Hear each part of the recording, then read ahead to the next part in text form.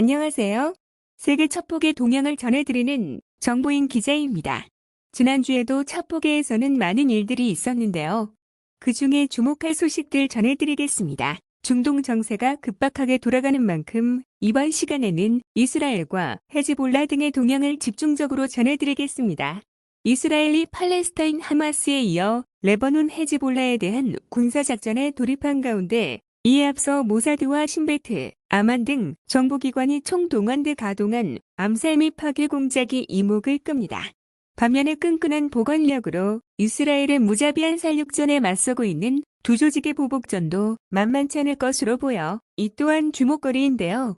실제 이스라엘은 레바논에 대한 본격적인 지상작전에 앞서 지난달 27일 헤즈볼라 수장 하산 나스랄라가 은신한 비밀 근거지에 80톤의 폭탄을 쏟아부어 살해했습니다. 하지만 이날의 작전은 적대적 인물 한 명을 제거하기 위한 단일한 행동의 결과가 아니라는 게 중론입니다. 시행착오에서 비롯된 치밀한 그림자 전쟁의 결과물이라는 지적입니다. 사실 모사드의 암살 및 파괴 등의 공작 능력은 이미 세계적으로 정평이 나 있지만 이들도 실패의 역사가 없는 것은 아닙니다.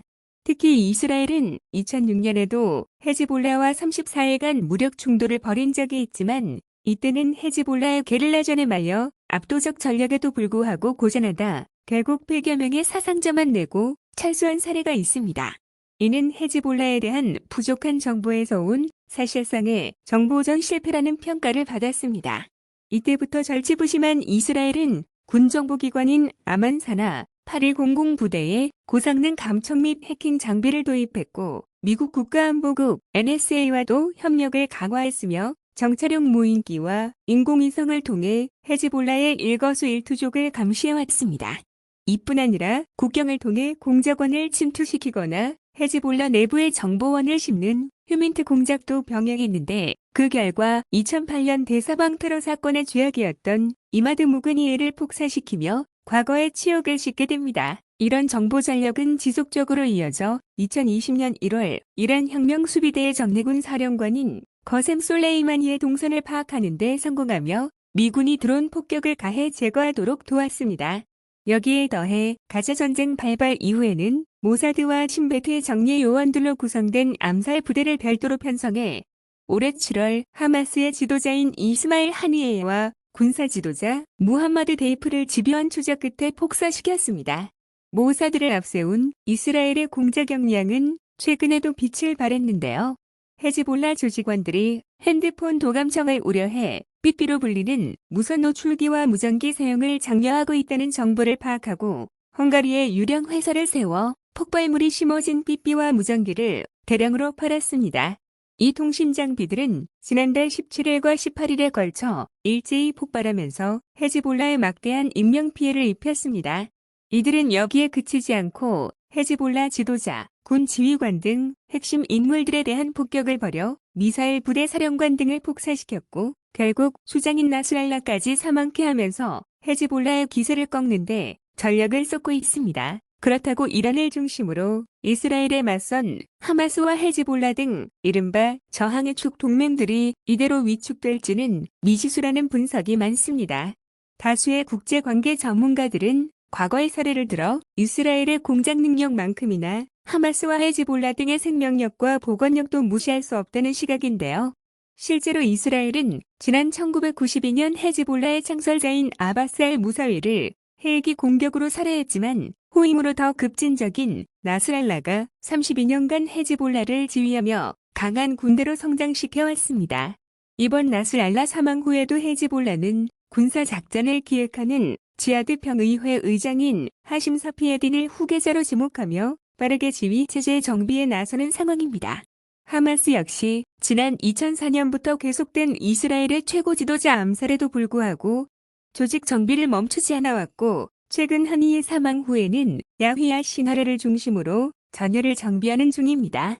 이에 대해 서방 언론과 전문가 대부분은 이스라엘 정보당국의 집요하고 무자비한 살육전에 혀를 내두르면서도 저항의 축 동맹들이 세대를 이어보여온 끈끈한 저항력도 결코 간과할 수 없다고 분석합니다. 다음은 미국 소식입니다. 미 중앙정보국 CIA가 러시아에 이어 북한, 중국, 이란 정보원 확보를 위해 온라인에 해당국 언어로 된 공고를 냈습니다. 지난 3일 CIA는 SNS와 유튜브, 다크웹 등의 CIA를 안전하게 접촉할 수 있는 방법이라며 한글, 중국어, 페르시아어로 된 안내 게시물을 올렸는데요.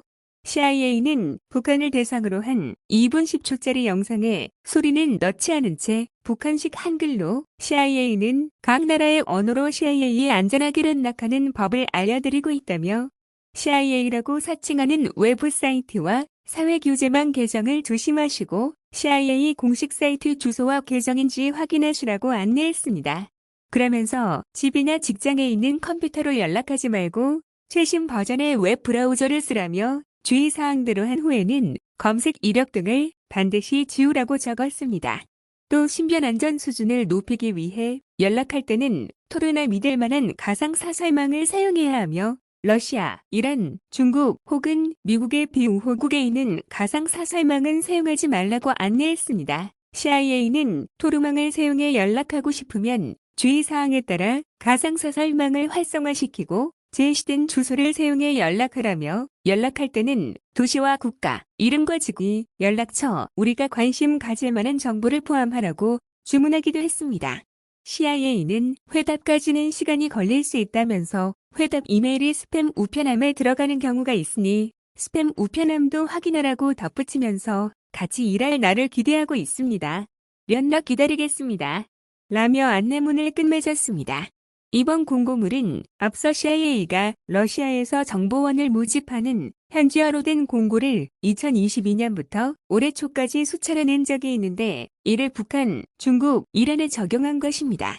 이와 관련해 CIA 대변인은 지난 러시아에 대한 노력이 성공적이었다고 자평하면서 다른 권위주의 정권에 있는 사람들도 우리가 문을 열었다는 것을 알도록 하고 싶다며 공고를 내게 된 이유를 설명했습니다. 오늘 전해드릴 소식은 여기까지고요. 다음 시간에 더 유익한 소식으로 만나뵙겠습니다. 소식이 유익하셨다면 좋아요, 댓글, 구독 부탁드립니다. 그리고 흥미진진한 첩보의 세계가 궁금하시다면 국내 최고 첩보사 연구가인 박상민 기자가 집필한 세기의 스파이와 세기의 첩보전을 통해 확인하시기 바랍니다. 감사합니다.